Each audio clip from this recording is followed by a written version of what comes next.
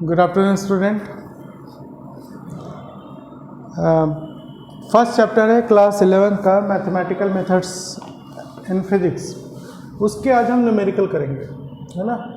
तो न्यूमेरिकल, ठीक है, फंक्शंस, कैलकुलस, इन सब के मैंने क्लास में ही करा दिए थे। आज अभी जो न्यूमेरिकल होगी वो वेक्टर्स की न्यूमेरिकल होगी, ठीक है। इसके बाद हमारा नेक्स्ट चैप्टर स्टार्ट होगा। तो पहले हम ये देखते हैं इसमें एक एक करके, है ना। तो जैसे एक क्वेश्चन है आपका,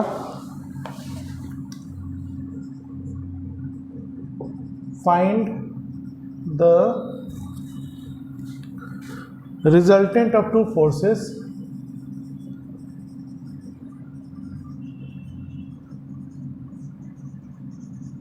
find the resultant of two forces each having magnitude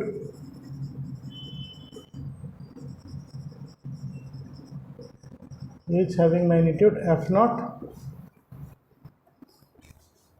and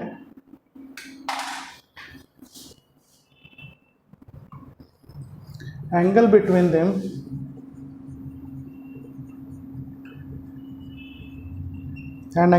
them is theta. ठीक है, तो दो फोर्सेस हैं, है ना, और दो फोर्सेस दोनों की मैग्नीट्यूड जो है वो एफ नॉट गिवन है क्वेश्चन में, और हमें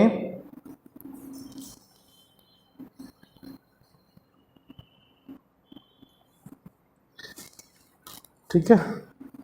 तो देखिए यहाँ पर दो फोर्सेस हैं, दोनों की मैग्नीट्यूड एफ नॉट है और दोनों के बीच में एंगल थीटा दिया हुआ है। और अब हमें ऐसे केसेस में इन दोनों फोर्सेस जो लग रही है इसका मुझे एंगल रिजल्टेंट बताना है। तो डायग्राम बनाने की ज़रूरत है नहीं, फिर भी बना देता हूँ। जैसे एक फोर्स है एफ नॉट, एक और फोर्स है एफ नॉट ही है, और इनके बीच है angle theta.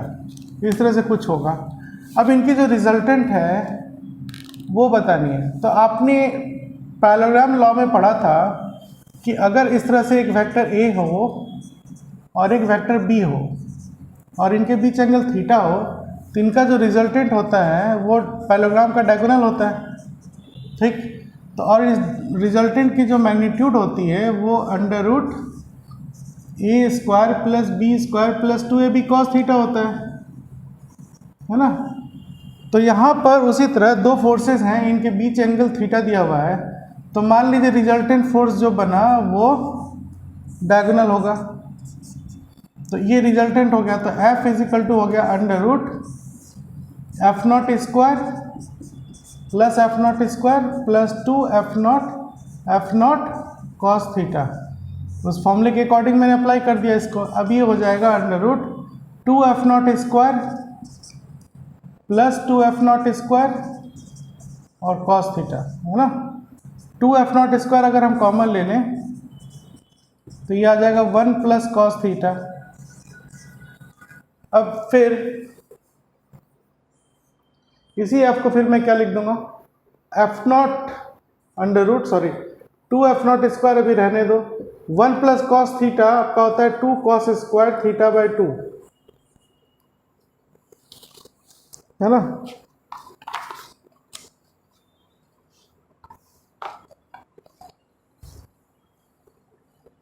cos square theta by 2 ये फॉर्मूला होता है, पढ़ाया था आपको। तो इस 2 में से एक 2 बाहर आएगा, एक एफ नॉट बाहर आएगा और cos स्क्वायर का cos थीटा बाई 2। तो रिजल्टेंट फोर्स क्या निकला आपका 2f naught cos theta by 2, यही आंसर है, ठीक है। चलिए अब हम दूसरे क्वेश्चन पे चलते हैं।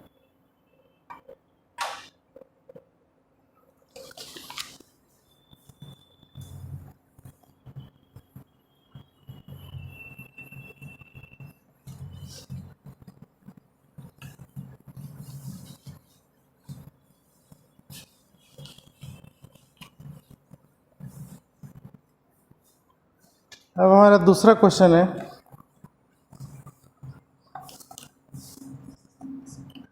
To non zero vector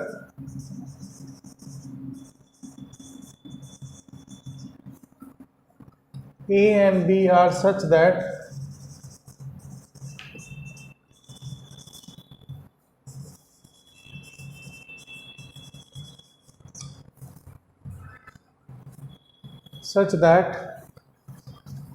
mod of A plus B is equal to mod of A minus B. Find angle between A and B.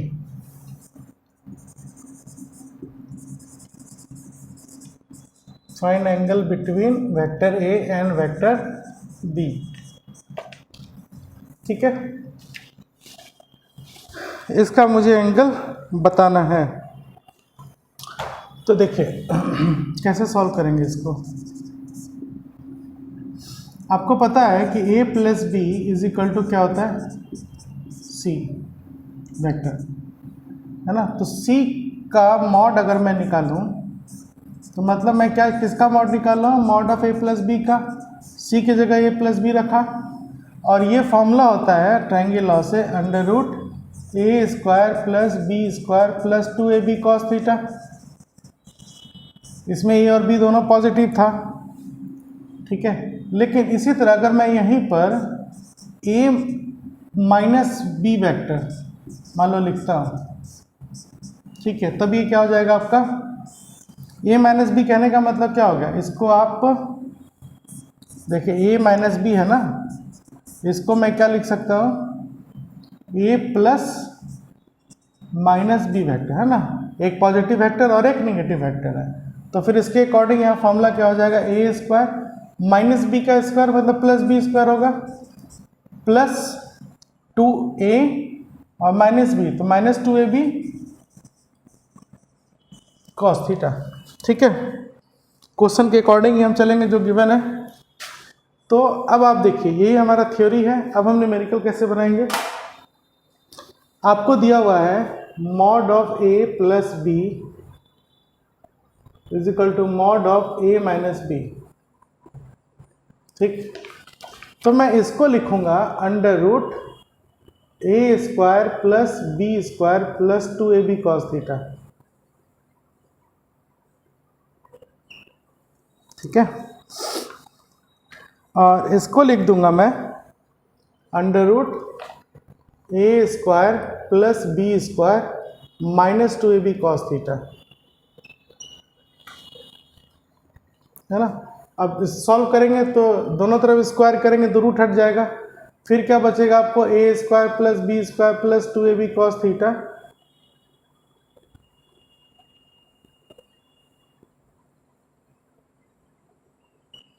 अब सबको अगर इस साइड ले आए तो हमें क्या मिलेगा, 4ab cos theta is equal to 0। ये सारा प्रोडक्ट 0 है। अभी सारे प्रोडक्ट में आप देखो 4 0 नहीं हो सकता, a 0 नहीं हो सकता, b 0 नहीं हो सकता, है ना। इसका मतलब कॉस थीटा 0 हो सकती है, तो 0 मल्टीप्लाइड 4ab 0 होगा। इससे क्लियर होगा कि कॉस थीटा ही 0 होगी। अब कॉस थीटा 0 कब होता है, जब कॉस आपका 90 डिग्री हो, मतलब π/2। Therefore theta is equal to π/2। ये आपका आंसर हो गया। ठीक है, तो ए और बी के बीच एंगल कितनी होगी, π/2, है ना। तो इस तरह से हम क्वेश्चन बनाते हैं। अगर आपको डायग्राम इसका बनाना है तो बना लेंगे, कैसे बनेगा,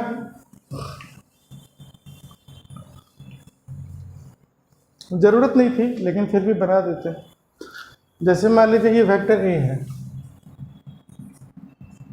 सॉल्व किया, एंगल कितना आया था π/2, तो वेक्टर बी ऐसे होगा। सॉल्व करने के बाद ही एक्यूरेट डायग्राम बनता है ना। अब माइनस बी, ये वेक्टर हो गया माइनस बी, तो यहाँ भी एंगल 90 डिग्री है। अगर हम इसको बनाने से पहले एंगल बनाते तो मान लो ये वेक्टर ए है, ये वेक्टर बी हो गया, ये एंगल थीटा है, तो माइनस बी वेक्टर ऐसे आता है।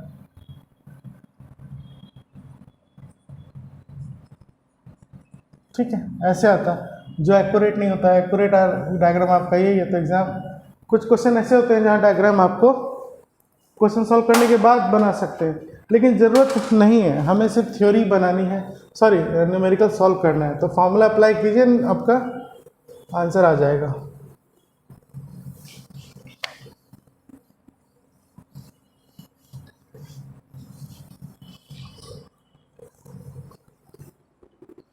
अब एक क्वेश्चन है,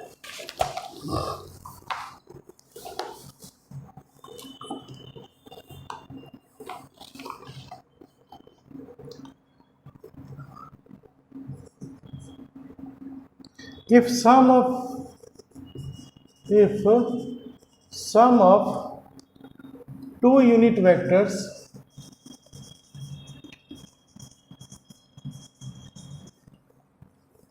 is also a unit vector,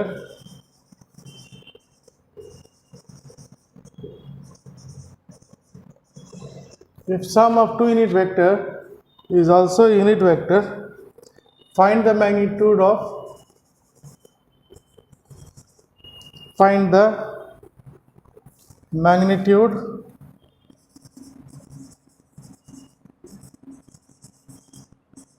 of their difference.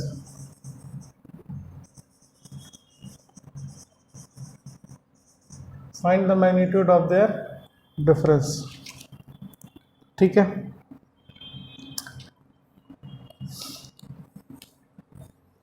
जो है अब देखिए इस क्वेश्चन को बनाना है।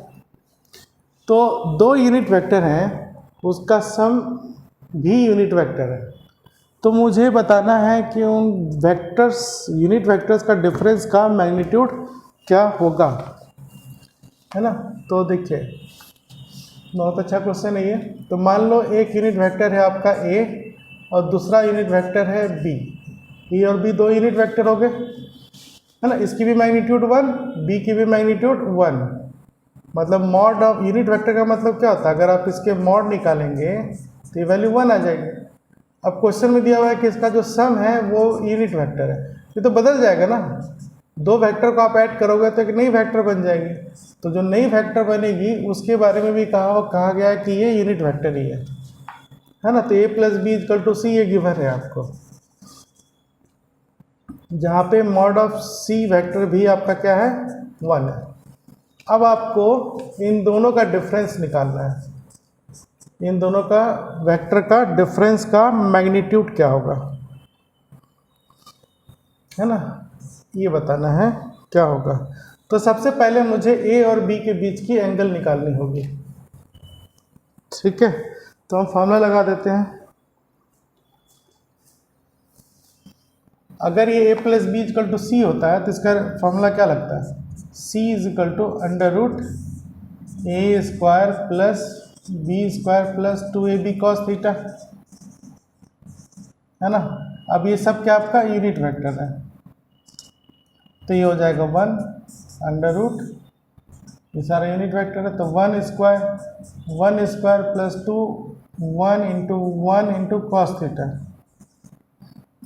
तो 1 इधर स्क्वायर कर दो तो ये 1 1 2 हो गया, 2 प्लस 2 कॉस थीटा, है ना। तो ये हो जाएगा 1 minus 2 is equal to 2 cos theta. यहाँ से -1/2 is equal to cos theta. अब इसको सॉल्व करेंगे तो थीटा हमारा आ जाएगा 120 डिग्री, है ना। 120 डिग्री आया, या पूरे कॉस थीटा की वैल्यू हमारे पास हाफ आ गई।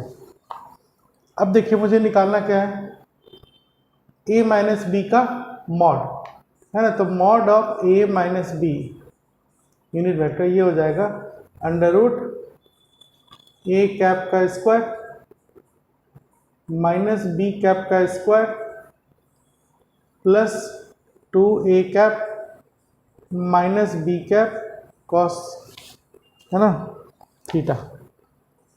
समझ में आया?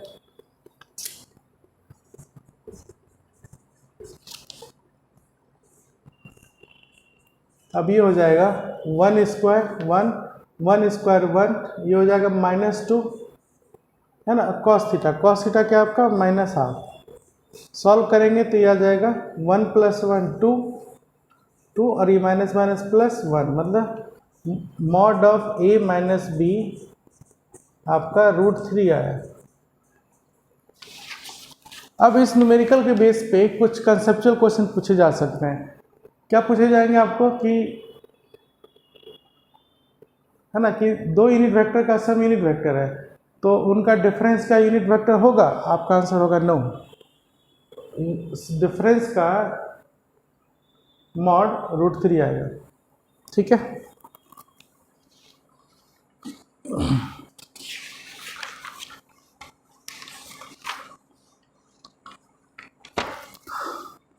इसी तरह एक क्वेश्चन है आपका,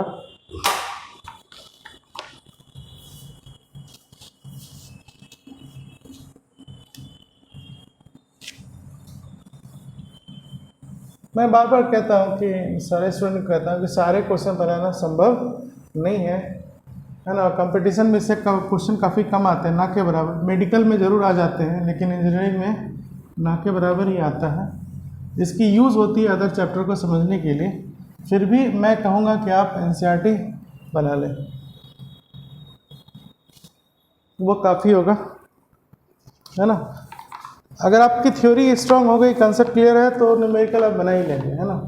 और एग्ज़ाम में जो भी एग्ज़ाम होती है ना, उसमें हर फिजिक्स टफ होता है, ठीक, लेकिन हर चैप्टर टफ है ऐसा नहीं है। ये चैप्टर इजी है, तो जब क्वेश्चन बनाई जाएगी, मान लीजिए आज के डेट में जेईई मेन में 25 क्वेश्चन आते हैं, तो उस 25 में 19 to 20 मतलब 20 क्वेश्चन आपके बनने लायक होते हैं। बनने लायक मतलब 5 टफ हो गए जो आपको बिल्कुल समझ में नहीं आएगा। मैं एवरेज स्टूडेंट की बात कर रहा हूँ।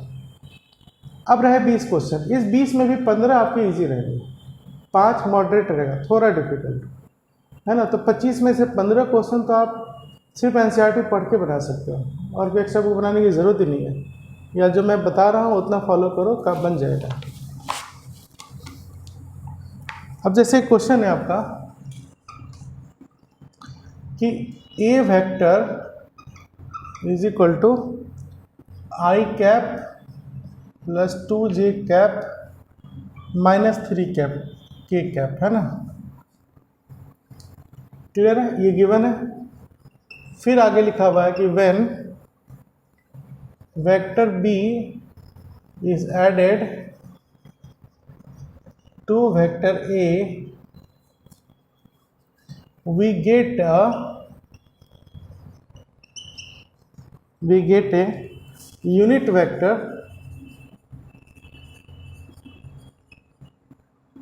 along x-axis.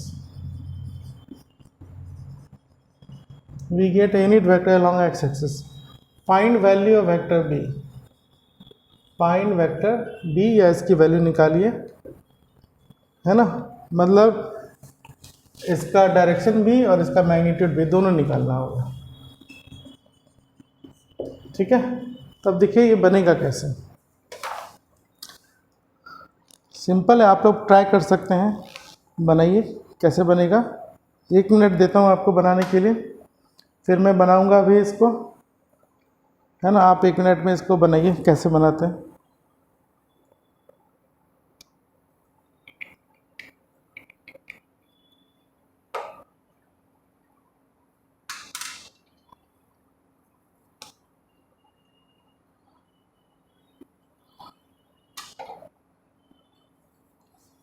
जो भी हम क्वेश्चन बनाते हैं न्यूमेरिकल में, तो वो उसके डेटा के अकॉर्डिंग ही बनता है।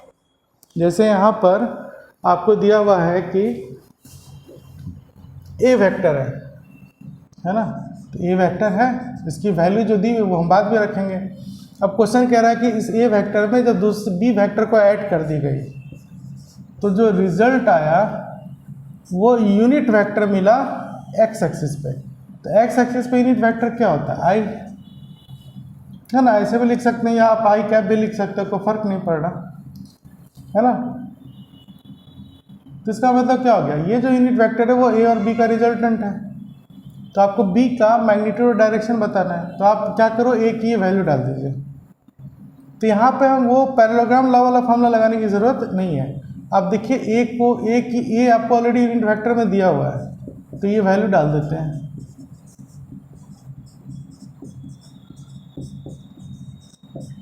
है ना। ऐसे आ गया। अब देखिए ये आई कैप उधर जाएगा तो ये कैंसिल हो जाएगा, है ना। तो बी वेक्टर क्या हो जाएगा आपका, ये दोनों उधर जाएगा तो -2j + 3k, ये आ गया। तो वेक्टर बी निकल गया। अब अगर मैं, यही हमारा आंसर होगा वेक्टर फॉर्म में। अब मैं इसका मैग्नीट्यूड निकाल सकता हूँ। तो मैग्नीट्यूड क्या हो जाएगा, √-2 का स्क्वायर, जे के कॉफिशिएंट का स्क्वायर प्लस के का जो कॉफिशिएंट है 3, इसका स्क्वायर। पढ़ा है आपने। तो मॉड ऑफ बी आपका क्या निकला, √4 + 3 9 4 13, ये मैग्नीट्यूड भी आ गया। अब मुझे इसका डायरेक्शन निकालना है, ठीक है। तो to find direction of B,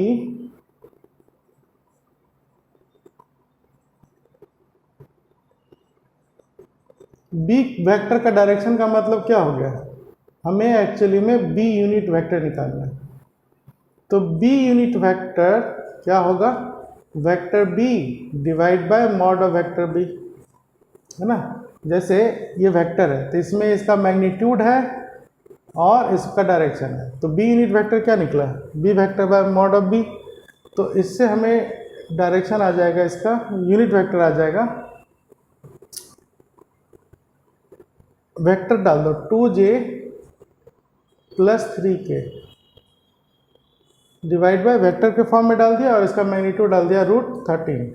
मतलब यूनिट वेक्टर बी जो निकला हमारा वो हो जाएगा -2/√13i + 3/√13k। ये क्या निकला हमारा, यूनिट वेक्टर बी, ठीक है। और यही बी की डायरेक्शन भी हो गई। बात समझ में क्लियर है। ऐसे बनाते हैं क्वेश्चन।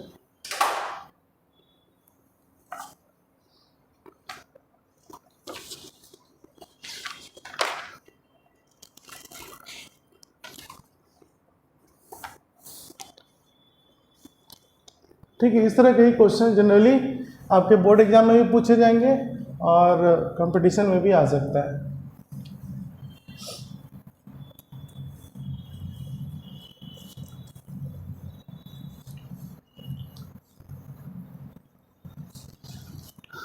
चलिए, अब एक क्वेश्चन है,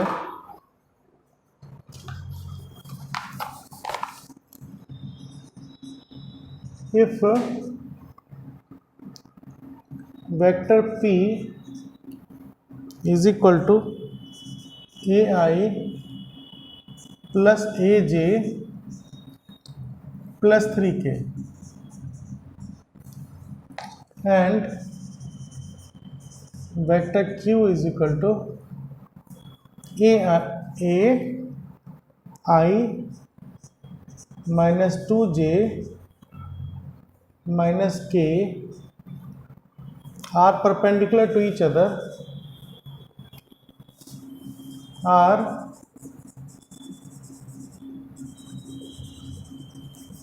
perpendicular to each other.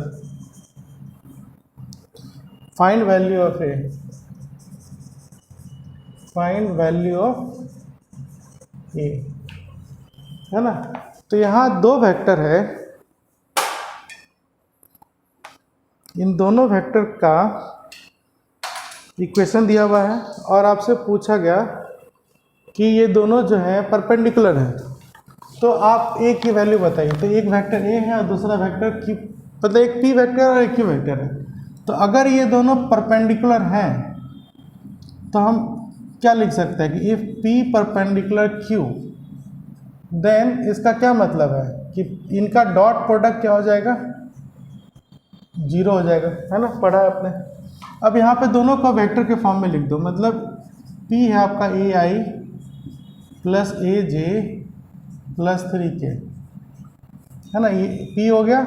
Dot Q vector क्या हो गया आपका, ai -2j -k, और ये क्या निकला आपका 0।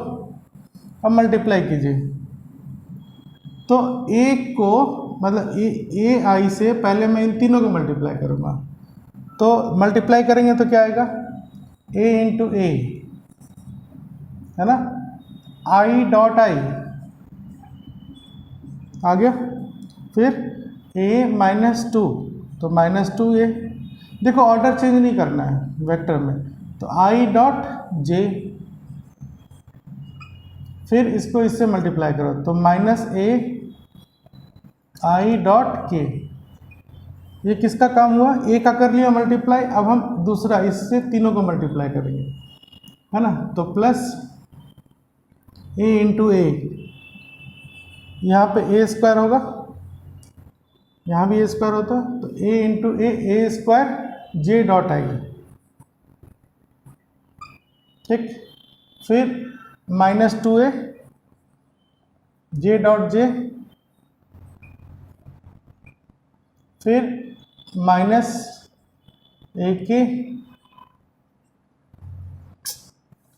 माइनस ए जे डॉट के,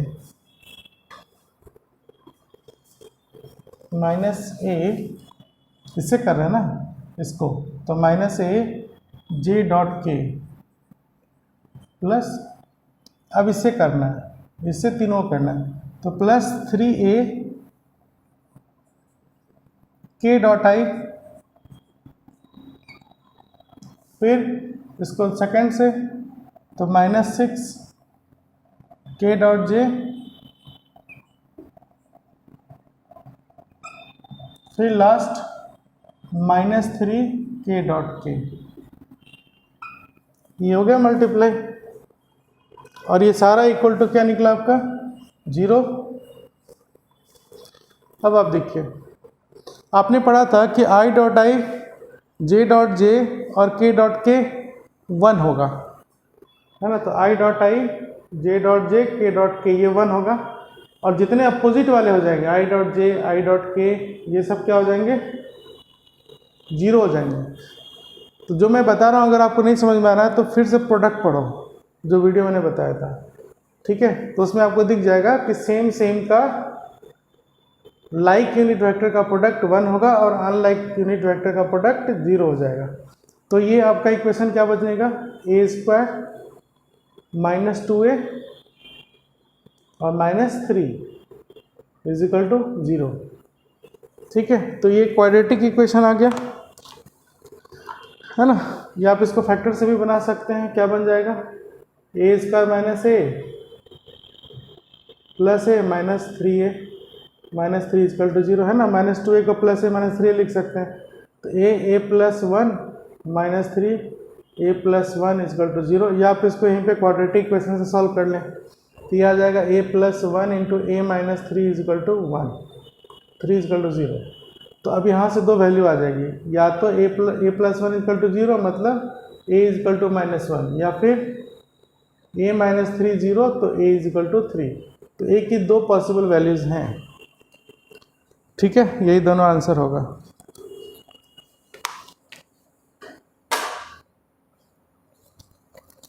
ठीक है, समझ में आ रहा है आप लोग को।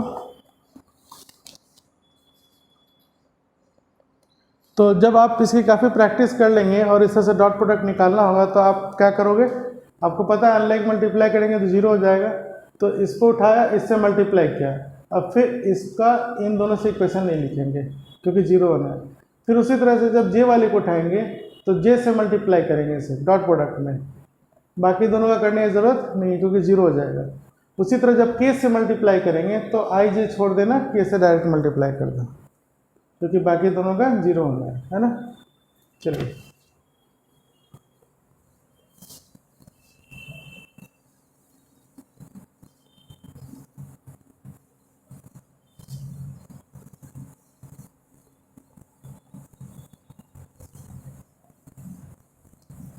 अब हम आते हैं अपने नेक्स्ट क्वेश्चन पे।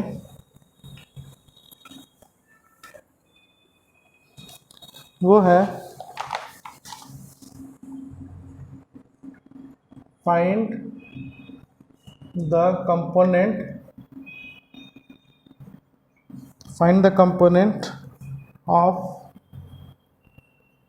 3i plus 4j along I plus j। है ना, इस वेक्टर का कंपोनेंट इसके अलोंग निकालना है।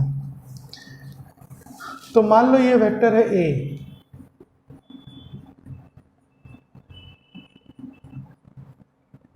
है ना, और इसको मान लेते हैं बी वेक्टर है। ठीक, अब कंपोनेंट ऑफ ए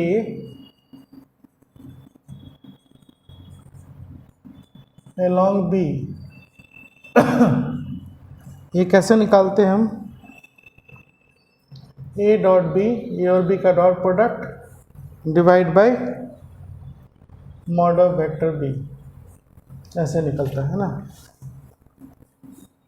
ए का बी के along component A dot B और डिवाइड बाय बी।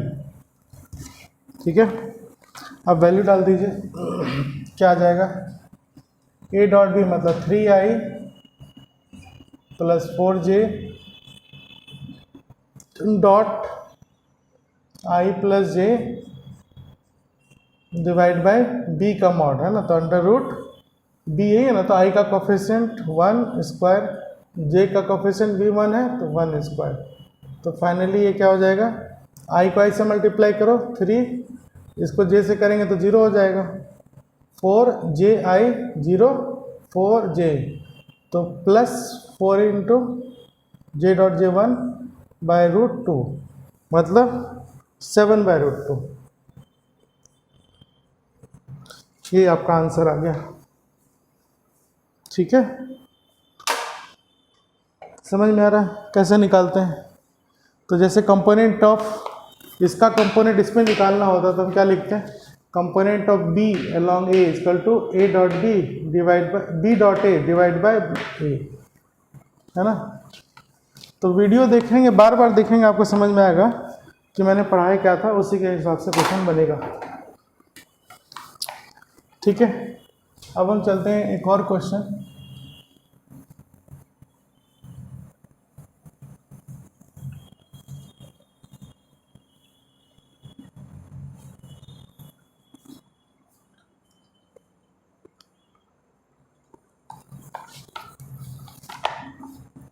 क्वेश्चन है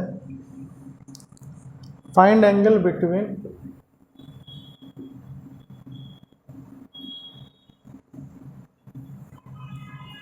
vector A is equal to 3i plus 4j and vector B is equal to 12i plus 5j। ठीक है, इन दो वेक्टर है, उनके बीच एंगल निकालना है। तो जब भी ऐसा क्वेश्चन हो ना कि दो वेक्टर के बीच एंगल निकालना हो तो मुझे डॉट प्रोडक्ट यूज करना है, और डॉट प्रोडक्ट का फॉर्मूला क्या होता है? A dot B is equal to mod of A mod of B cos theta, ये फॉर्मूला होता है। अब आपको यही थीटा निकालना है, तो ए डॉट बी पहले निकालना पड़ेगा हमें, है ना, इस फॉर्मूले में पुट करने के लिए। तो ए डॉट बी क्या आपका 3i plus 4j dot B क्या है 12i प्लस 5j। ठीक, इसको सॉल्व करेंगे तो क्या आ जाएगा? i को i से करो 36, फिर j को j से करो 4 5 20 प्लस, तो कितना आ जाएगा ये 56, मतलब ए डॉट बी आ गया आपका 56। ठीक है, ये निकल गया।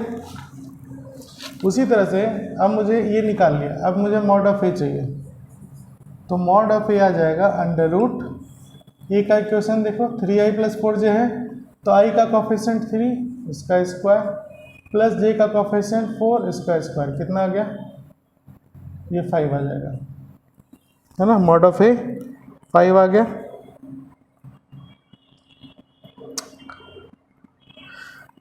है ना, उसी तरह से मॉड ऑफ बी, ये भी निकल गया। अब ये निकालते हैं अंडर रूट, ये क्या है आपका 12i प्लस 5j, तो 12 का स्क्वायर प्लस 5 का स्क्वायर, तो ये कितना हो जाएगा 144 प्लस 25 169, इसका रूट 13, है ना। तो सारी वैल्यू हमने निकाल ली, अब इसमें हम पुट कर देंगे यहाँ पर। इस इक्वेशन में डालेंगे तो ये आ जाएगा ए डॉट बी आपका आ गया 56, मॉड ऑफ ए आ गया 5, वो 13 इंटू कॉस थीटा। तो cos theta is equal to 56/65। ये कॉस थीटा की वैल्यू आई, तो आपको तो एंगल निकालना था, तो थीटा एंगल है, तो theta is equal to cos inverse 56/65, है ना। आइडियली ये सब स्मॉल होता है, सारा लेटर कॉस साइन टैन जो भी लिखते हैं ना सब स्मॉल होता है। तो कॉस इनवर्स 56/65, ठीक है। इसको देखिए किस तरह से बना, ये डॉट प्रोडक्ट के क्वेश्चन से थे। अब हम वेक्टर प्रोडक्ट के क्वेश्चन लेंगे।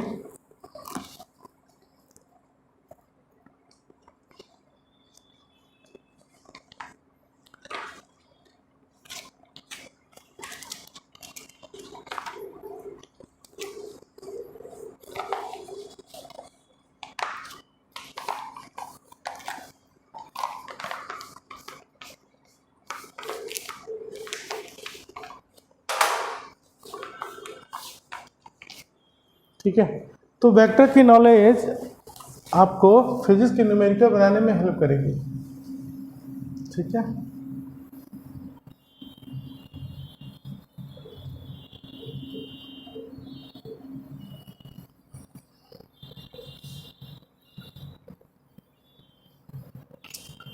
अब जैसे क्वेश्चन है,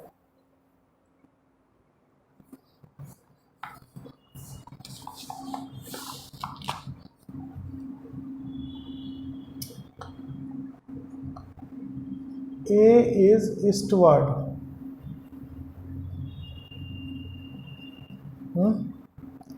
B is southward, find direction of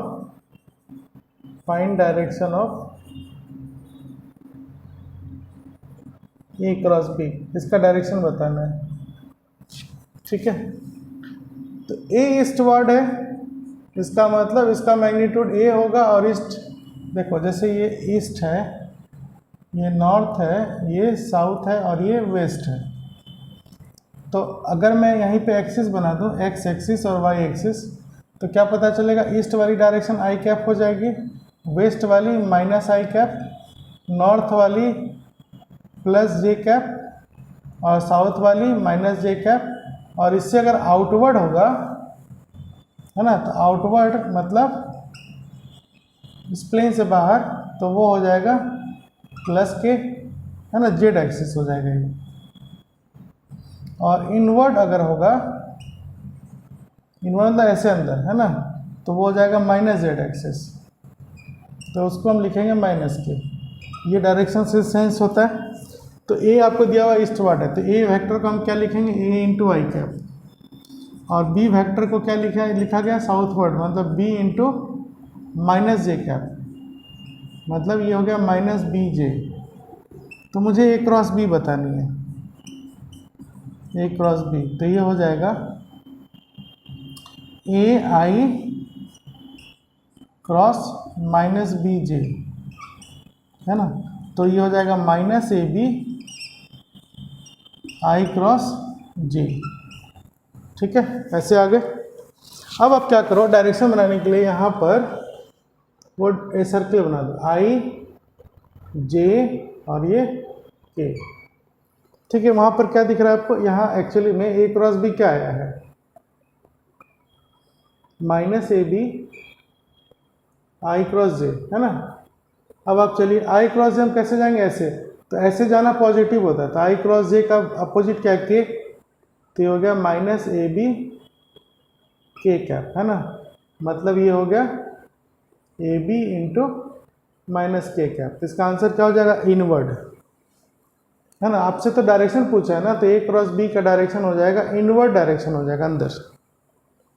ठीक है, अंदर की तरफ, बात समझ में है। और ए बी यहाँ पर क्या दिख रहा है आपको, मैग्नीट्यूड, माइनस के से पता चला कि ये इनवर्ड चला गया जेड एक्सिस में। आउटवर्ड को हम लोग इस तरह से डॉट से भी शो कर सकते हैं, मतलब ये आउट हो गया प्लेन से बाहर, और इनवर्ड को हम लोग ऐसे ऐसे शो करते हैं, क्रॉस से, सर्कल क्रॉस मतलब अंदर है। ठीक है, समझ में आ रहा है। तो क्रॉस प्रोडक्ट में क्वेश्चन और भी तरह से आ सकते हैं। इसमें ये क्वेश्चन मैंने इसलिए लिया क्योंकि आपको डायरेक्शन सेंस पता चले कि आई जे के फ्रेम में कैसे डिसाइड होता है ना।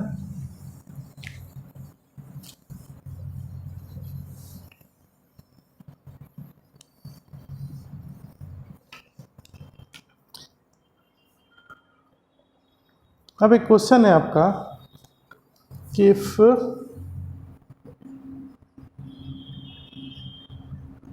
ए dot B is equal to mod of A cross B,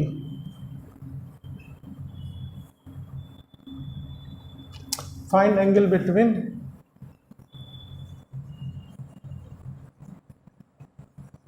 vector A and vector B, इसके बीच एंगल बताना है। तो देखो ए डॉट बी को हम लोग क्या लिखते हैं, mod of A mod of B cos theta, मतलब ये ए बी कॉस थीटा होगा, है ना। ठीक है, और यहाँ क्रॉस प्रोडक्ट का मैग्नीट्यूड है, तो मैग्नीट्यूड मतलब डायरेक्शन तो लेना नहीं है, तो मैग्नीट्यूड अगर हम लेंगे तो ये हो जाएगा mod of A mod of B sine theta, मतलब ए बी साइन थीटा। अब आपको दिया हुआ था क्या, vector A dot vector B is equal to mod of A cross B. हाँ, तो ए डॉट बी आपका आ गया A B cos theta. Theta क्या है, angle between A and B, और ये आ गया आपका ए बी साइन थीटा। ठीक, इसको इधर डिवाइड कर देंगे तो tan theta is equal to 1 आ गया, है ना, मतलब theta is equal to 45 degree. यही आंसर है। ठीक है,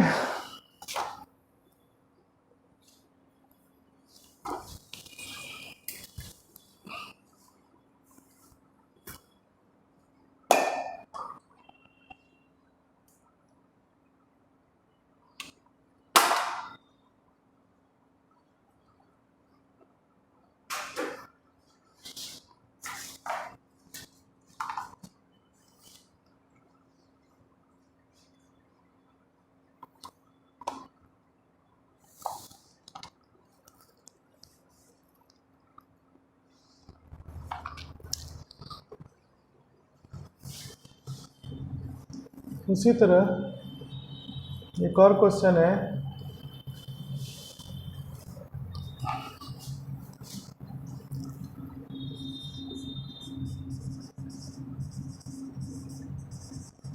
two vectors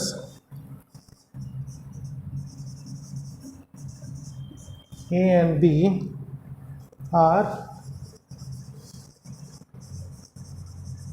inclined to each other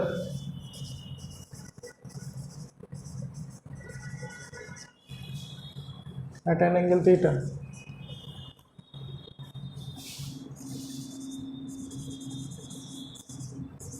At an angle theta. Find a unit vector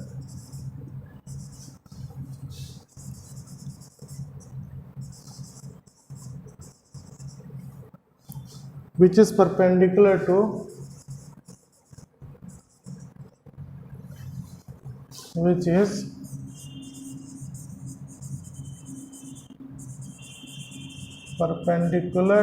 both vector A and vector B, है ना। मतलब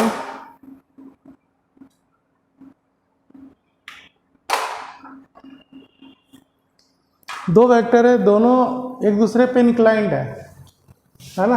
ये वेक्टर ए हो गया, इंक्लाइंड का मतलब कुछ एंगल बना रहा है एक ही प्लेन में, एक प्लेन में ही है दोनों, और एक ऐसा यूनिट वेक्टर बताना है जो इन दोनों पे परपेंडिकुलर हो। तो इन दोनों के परपेंडिकुलर मान लेते हैं वेक्टर सी है। Let vector C is perpendicular to A and vector C is perpendicular to B, है ना। ये मान लिया कि वेक्टर सी परपेंडिकुलर होगा और वो ऐसे जा सकता है प्लेन से बाहर, उसको मैं डायग्राम में ऐसे बना दिया। तो मुझे निकालना है इसका यूनिट वेक्टर सी कैप क्या होगा, ठीक है। अब आप ये देखिए वेक्टर सी को आप क्या लिखोगे, ए क्रॉस बी, ठीक। अब ए क्रॉस बी क्या हो जाएगा आपका, ए बी साइन थीटा, ये तो मैग्नीट्यूड हो जाएगा, मतलब mod of C is equal to mod of A cross B is equal to A B sine theta, है ना। अब सी वेक्टर को आप क्या लिख सकते हैं, mod of C into C cap, है ना, सी कैप डायरेक्शन हो गया। तो एफओ C cap is equal to mod of C divide by vector C divide by mod of vector C. तो वेक्टर सी क्या था आपका, ए क्रॉस बी, है ना, और डिवाइड बाय मॉड। तो मॉड क्या है आपका इसका, ए बी साइन थीटा, ये आपका आ गया सी कैप, यही आंसर हो गया।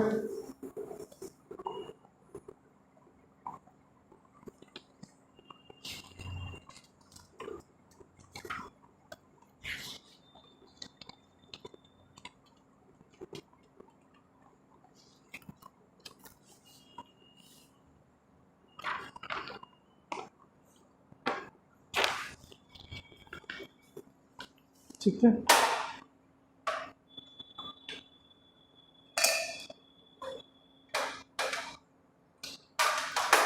समझ में आ रहा है आप लोगों को। अब जैसे एक और क्वेश्चन लेते हैं, ये क्वेश्चन मैंने अभी आज ही कराया है, एक बार फिर करा देता हूँ उसको, क्योंकि ऐसा क्वेश्चन जेई मेन में पूछे जाते हैं, है ना। एक क्वेश्चन और लेता हूँ उसी टाइप का, कंपोनेंट वाला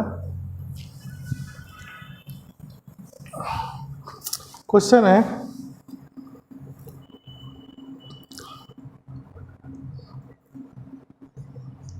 find components of vector A is equal to 2i plus 3j along direction of i plus j, ठीक है। ए का कंपोनेंट i प्लस जे के डायरेक्शन में निकालना है, ठीक है। तो मैंने क्या बताया, जैसे ये वेक्टर ए है ना, और वो क्या हो गया आपका वेक्टर बी हो गया, मान लो। अब इसका कंपोनेंट उसके डायरेक्शन में निकालना है, मतलब ए का कंपोनेंट बी के डायरेक्शन में निकालना है। तो component of vector A along B cap is equal to क्या हो जाएगा, A dot B divide by mod of B, ठीक। ए डॉट बी निकालिए, 2i plus 3j dot I plus J divide by इसका मॉड बी का। तो under root 1 square plus 1 square क्या हो जाएगा, ये 2 प्लस 3 बाई रूट 2, मतलब 5 बाई रूट 2, है ना। ये आंसर आ गया।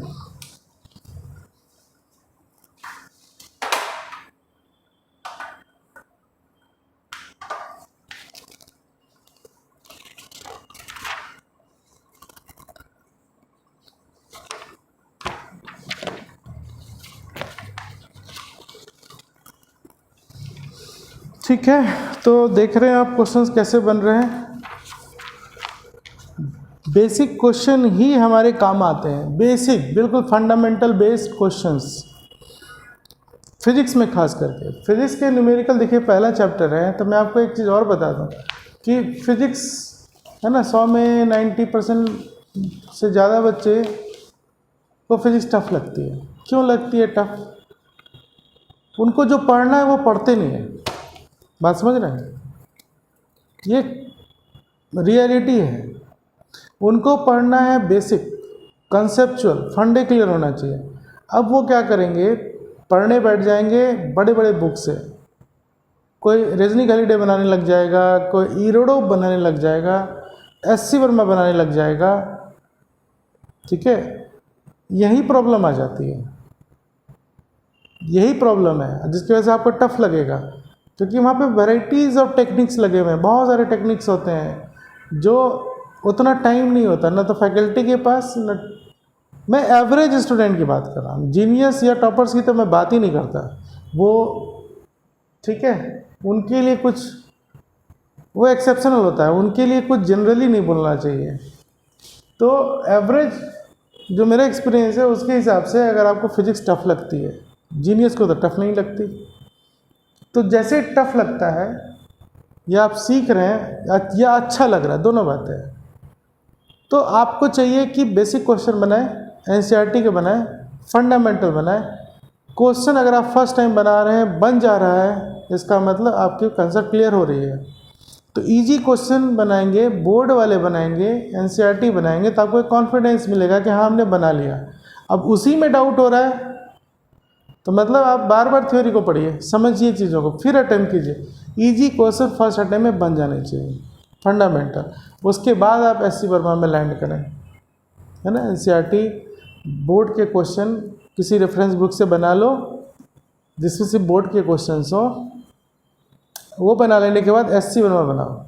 जब एससी वर्मा बन जाए तो इच्छा करे तो आप, है ना, हायर जाएं। आईआईटी के प्रीवियस ईयर क्वेश्चन फिर बनाइए या ईरोडो बनाओ। ठीक है, चलिए। अब देखो, मैं आईआईटी का प्रीवियस क्वेश्चन या ईरोडो बोला है ना, तो ऐसा देखा गया है कि आईआईटी के जितने प्रीवियस ईयर क्वेश्चन है ना, उसमें 50% क्वेश्चन ईरोडो में जो न्यूमेरिकल्स हैं उसी के कंसेप्ट पे बेस पे आती हैं। तो अगर किसी ने उधर बना रखा है, इसका मतलब बनाना और समझ के बनाना, कंसेप्ट को ग्रैस्प करना, यही दो बातें हैं। तो आईआईटी का क्वेश्चन में सारा क्वेश्चन ईरोडो से होगा ऐसा नहीं है, टफ की बात आती है, टफ क्वेश्चन, उसमें कुछ इजी क्वेश्चन भी होते हैं। तो आईआईटी में फंडामेंटल ऐसे क्वेश्चन भी पूछ सकते हैं, है ना, फंडे क्वेश्चन ज़्यादा रहते हैं कंसेप्ट के बेस्ड में। ठीक है, तो मैं ज़्यादा क्या लेक्चर दूँ, आप समझदार हैं, पढ़ना चाहेंगे तो पढ़ाई में टाइम देंगे, घूम फिर के बात आप ही पे आएगी, यही सच्चाई है। अगर आप सिचुएशन को ब्लेम करेंगे, पेरेंट्स को ब्लेम करेंगे, तो कुछ रखा नहीं है इसमें, रिजल्ट तो वही आना है ना। तो आपके ऊपर है, किसी को लेक्चर देने से कोई पढ़ता नहीं है ना। समझ में आई बात मैं क्या कहना चाह रहा हूँ। पढ़ना आपको है, लाइफ आपको बनानी है ना। तो इसमें आप पेरेंट्स को कुछ कर रहे हैं ना, पेरेंट्स को क्या है, बस एक सोसाइटी में रिस्पेक्ट मिलेगी कि हाँ आपका इनका बेटा इंजीनियर बन गया, डॉक्टर बन गया, कुछ बन गया, है ना, और कुछ नहीं है। पेरेंट्स को तो एक दिन ऊपर चले जाना है, लाइफ तो आपको जीनी है ना। उनकी वजह से आपको सपोर्ट मिल रही है, और जिनको पेरेंट्स की सपोर्ट नहीं मिलती है ना, वो भी पास कर जाते हैं। तो दोनों बातों में एक ही चीज़ कॉमन है, जिनके पेरेंट्स नहीं हैं या जिनके पेरेंट्स को पता भी नहीं कि मेरा बेटा क्या कर रहा है, बेटी क्या कर रही है, या बहुत ही पुअर हैं, उनको समझ में भी नहीं आता। बहुत सारे केसेस है ना, बिल्कुल गरीब है, वो लेमैन है, उसको टाइम नहीं है, थक जाता है, उसको समझ में भी नहीं आता पढ़ाई क्या चीज़ होती है, खुद नहीं पढ़ा है ना, लेकिन उसकी इच्छा होती है कि कुछ पढ़ ले। एक होता है जिसको इच्छा ही नहीं है, ना पेरेंट्स को इच्छा है ना बच्चे को इच्छा है, खाया पिया मस्त हो या सो गया। तो ये चीज़ सबसे ज़्यादा है ना, गरीब हो चाहे अमीर हो, चाहे मिडिल क्लास फैमिली हो, यही चीज़ कॉमन है, खाया पिया सो गए, है ना। इससे बाहर निकल जाइए। कुछ मोटिवेट किसको करना पड़ता है, जिनमें यही आदत है। तो जब आदत ही बुरी लगी हुई है तो मोटिवेट तो करना ही पड़ेगा ना। और मोटिवेट करने, अगर आपको मोटिवेट करने की ज़रूरत पड़ रही है, यही प्रॉब्लम है ना। मोटिवेट करने से कोई पास नहीं करेगा, गारंटी बताता हूँ। मोटिवेट करने से 100 में 1 कर जाए तो समझ में आता है। मोटिवेट करने वाले भी कमा रहे हैं, उनका बिजनेस है, है ना, तरह तरह के मोटिवेशन वीडियोस आपको यूट्यूब में मिलेंगे, तो वो उनका बिजनेस है, वो भी मेहनत कर रहे हैं भाई, है ना, चैरिटी तो है नहीं यहाँ खुली हुई। फाइन, तो मैं अब कुछ लेक्चर दूंगा नहीं, आज ज़्यादा दे रहा हूँ क्योंकि न्यूमेरिकल स्टार्ट हो रही है आपकी 11th फिजिक्स की। तो मेरे से एक्सपेक्ट नहीं करना कि मैं कुछ आपको मोटिवेट करूँगा या ये करूँगा वो करूँगा। मैं एक ही बात बोलना चाहूँगा, तुम्हारी इच्छा होगी, उसके हिसाब से काम करोगे तो फल मिलेगा, है ना, नहीं करोगे कुछ नहीं मिलेगा, है ना। बहुत सारे प्रॉब्लम आती है, छोड़ दो प्रॉब्लम को, आगे बढ़ जाओ, ठीक। जिस चैप्टर में ज़्यादा प्रॉब्लम है आगे बढ़ जाओ। अरे 20 चैप्टर में तुमने अगर 10 चैप्टर पे कमांड कर लिया तब भी पास कर जाओगे, ठीक है। 100% कौन बना के आता है। चलिए अब एक क्वेश्चन है, फाइंड मैग्नीट्यूड ऑफ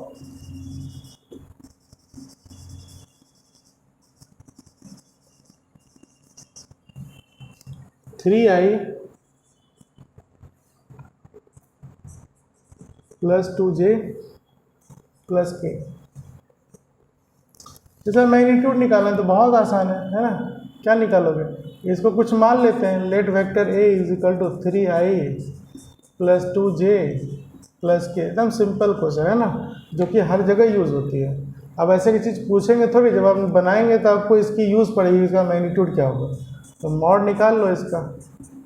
कैसे निकालते हैं, i का कोफिशिएंट 3 इसका स्क्वायर, j का कोफिशिएंट 2 इसका स्क्वायर, k का कोफिशिएंट 1 इसका स्क्वायर। क्या आ गया, 9 प्लस 4 प्लस 1, 10 प्लस 4 14। और सॉल्व कर सकते हैं क्या, 14 का फैक्टर क्या होगा, नहीं होगा, ठीक है, नहीं निकलेगा, नहीं रह जाएगा, ठीक है।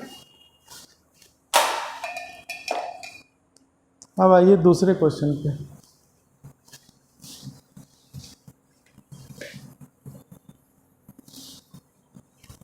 जैसे क्वेश्चन है,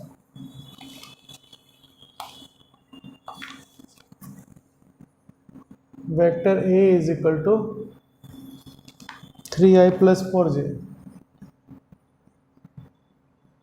है ना, find a unit vector.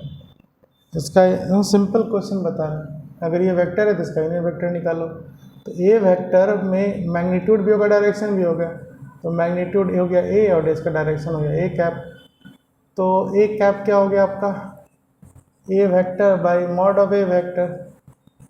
a vector लिख दो, 3i plus 4j divide by under root, इसका मॉड लेना है तो 3 का स्क्वायर प्लस j का कोफिशिएंट का स्क्वायर, मतलब 3i plus 4j divide by 5 हो गया ये। या आप इसको ऐसे भी छोड़ सकते हो या इसको ऐसे लिख सकते हो, 3, अरे रूट बड़ा आदत हो गई, 3/5i प्लस 4/5j, यही आपका यूनिट वेक्टर हो गया, है ना, ठीक।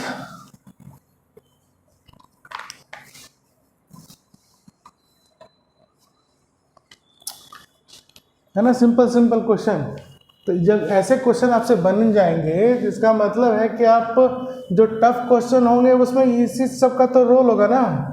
छोटे छोटे कंसेप्ट मिलकर एक टफ क्वेश्चन बना है, तो जब आपको पता है कि इसको खोल सकते हैं, हम दरवाजे से बाहर जा सकते हैं, तो बना लोगे टफ क्वेश्चन, फिर वो टफ नहीं रहेगा, ठीक है। तो बेसिक ज़्यादा ज़रूरी है। इफ़ 0.5i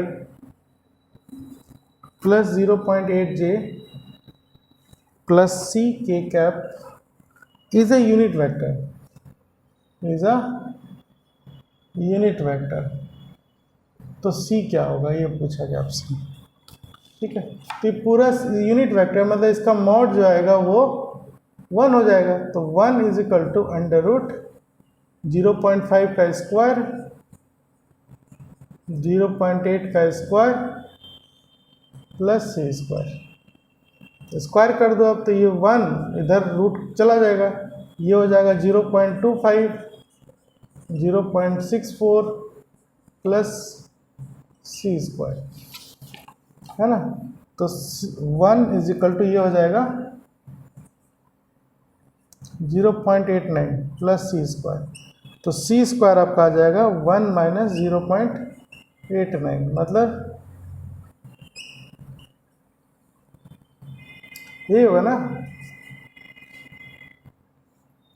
तो सी आपका आ जाएगा √0.11, ठीक है।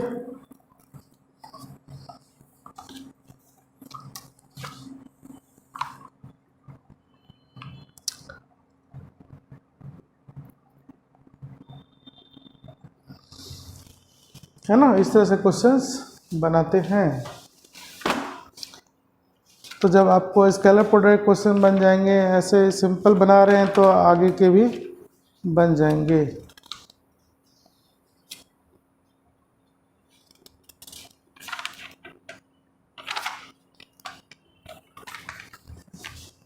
अब जैसे एक क्वेश्चन है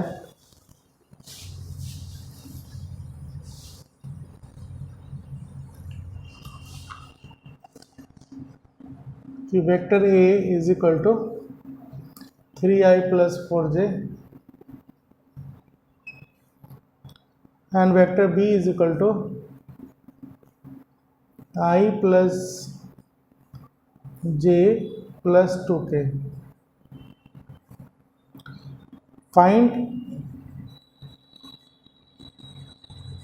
unit vector along a plus B, है ना। a प्लस बी के डायरेक्शन में एक यूनिट वेक्टर निकालना है। तो अगर मैं बोलूं कि वेक्टर को c मान लिया मैंने, c is equal to a plus B है ना, तो c का यूनिट वेक्टर निकालना है ना, यही आपको निकालना है। तो देखो इसका फॉर्मूला क्या हो जाएगा यूनिट वेक्टर निकालने का, c vector by mod of c vector. तो मॉड ऑफ c क्या आ जाएगा आपका, mod of a plus B जो गिवन है, और a प्लस बी मतलब इन दोनों को जोड़ दो, है ना। इन दोनों को अगर हम जोड़ दें, a प्लस बी निकालें, तो क्या आ जाएगा, i 3i क्या हो गया 4i, j जुड़ गया 4 + 1 5j, और k का यहाँ नहीं है तो 2k रह जाएगा। ये a प्लस बी आ गया। अब इसका मॉड क्या हो जाएगा, √4² प्लस 5² प्लस 2²। वो इसको देख के निकालते हैं, है ना। तो ये जो माना है ये कितना आ गया आपका, 16 प्लस 25 प्लस 4, मतलब 20 25 45, है ना। तो ये हो जाएगा 3√5, है ना। अब निकाल लो आप। तो c यूनिट वेक्टर क्या हो गया आपका, c वेक्टर मतलब 4i plus 5j plus 2k, ये वेक्टर डिवाइड बाय मैग्नीट्यूड, तो 3√5, ठीक है, यही आंसर होगा। तो इसको आप वापस ऐसे लिख सकते हो कि a vector plus b vector और इसका यूनिट वेक्टर, यही आ गया आपका c वेक्टर यूनिट वेक्टर, यही आंसर है,